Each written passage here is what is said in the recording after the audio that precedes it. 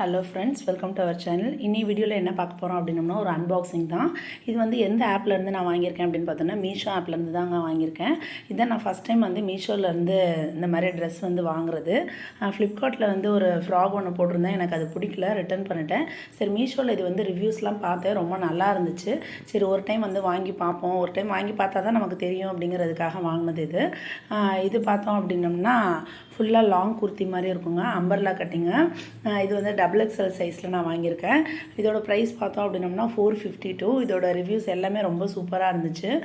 துணி வந்து உள்ளுக்குள்ளார் லைனிங்லாம் எதுவும் கொடுக்கலங்க. நான் அதுக்கப்புறம் இதை போட்டு பார்த்தேன், எனக்கு வந்து கம்ஃபர்டபுளாக வந்து பிடிச்சிருந்துச்சு.